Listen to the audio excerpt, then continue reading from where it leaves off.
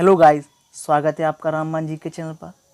तो गाइस, अगर आपने चैनल को सब्सक्राइब नहीं किया तो चैनल को सब्सक्राइब कर लें, जिससे आने वाली सभी वीडियोज आपको मिल सकें।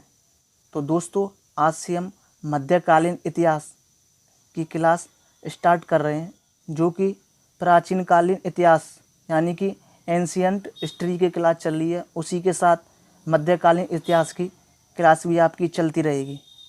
तो चलिए चलते हैं क्लास की तरफ। तो दोस्तों, सबसे पहले मध्यकालीन इतिहास में सबसे पहला टॉपिक है भारत पर अरबों का आक्रमण। भारत पर अरबों का आक्रमण कहाँ हुआ और कैसे हुआ, किसने किया, इसके बारे में आज हम पढ़ते हैं। पैगंबर मोहम्मद साहब के उत्तराधिकारी उमैयद खलीफा के सेनापति मोहम्मद बिन कासिम, पैगंबर मोहम्मद साहब के बारे में हम इस्लाम धर्म का चैप्टर होगा, उसमें फुल डिटेल से पढ़ेंगे।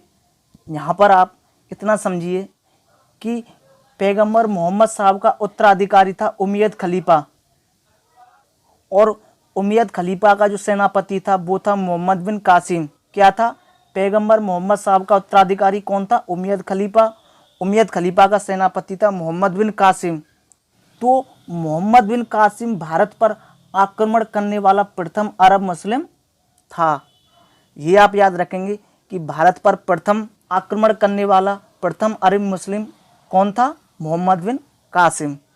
नेक्स्ट है, जिसने सिंध व मुल्तान को 712 ईस्वी में जीत लिया था।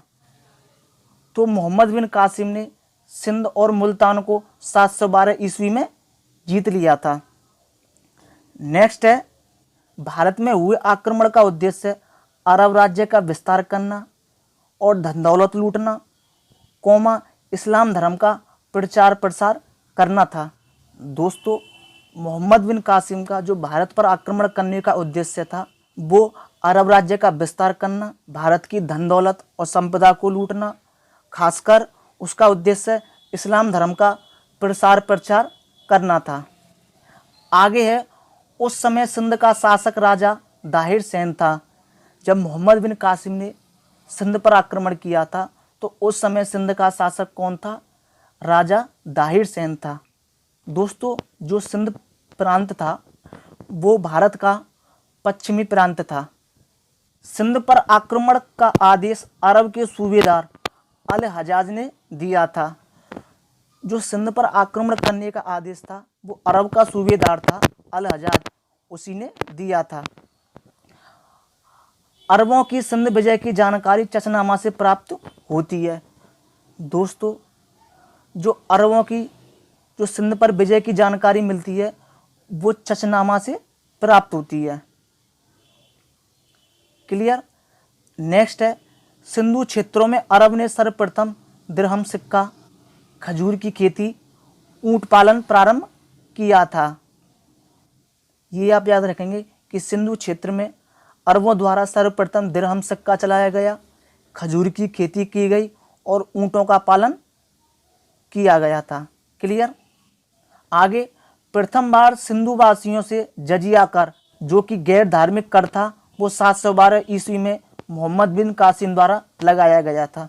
दोस्तों, पहली बार सिंधु वासियों पर जजिया कर 712 ईस्वी में मोहम्मद बिन कासिम द्वारा लगाया गया था। दोस्तों, कुछ मुख्य बातें हैं जो कि एग्जाम की दृष्टि से काफ़ी ज़रूरी हैं और आपका भी जानना जरूरी है। भारत पर सर्वप्रथम मुस्लिम आक्रमण 711 ईस्वी में उबैदुल्ला के नेतृत्व में हुआ था। दोस्तों, भारत पर जो सर्वप्रथम मुस्लिम आक्रमण हुआ था वो 711 ईस्वी में उबैदुल्ला के नेतृत्व में हुआ था। इसी के बाद 711 ईस्वी में ही बेदिल के नेतृत्व में दूसरा आक्रमण हुआ था। दोस्तों, जो भारत पर जो पहला मुस्लिम आक्रमण हुआ था 711, जो कि उबैदुल्ला के नेतृत्व में हुआ था, इसी के बाद 711 ईस्वी में बेदिल के नेतृत्व में दूसरा आक्रमण हुआ था। लेकिन ये दोनों आक्रमण असफल हुए थे। क्या हुआ था? ये दोनों आक्रमण असफल हुए थे। इसीलिए जो सफल आक्रमण था वो मोहम्मद बिन कासिम द्वारा था। नेक्स्ट है, मोहम्मद बिन कासिम 712 ईस्वी में जुनैद को सिंध का राज्यपाल नियुक्त कर भारत से वापस लौट गया था। मोहम्मद बिन कासिम 712 ईस्वी में जुनैद को सिंध का राज्यपाल नियुक्त कर भारत से वापस लौट गया था और बाद में जुनैद को पृथ्वीराज शासक नागभट्ट ने पराजित कर दिया था। जैसे ही मोहम्मद बिन कासिम 712 ईस्वी में जुनैद को सिंध का राज्यपाल नियुक्त करके भारत से गया था, उसके बाद जुनैद को पृथ्वीराज शासक नागभट्ट उसने उसको पराजित किया था। क्लियर दोस्तों? तो दोस्तों आज हमने पढ़ा था भारत पर अरबों का आक्रमण। तो मिलते हैं नेक्स्ट क्लास में नेक्स्ट सेशन के साथ। तब तक के लिए धन्यवाद।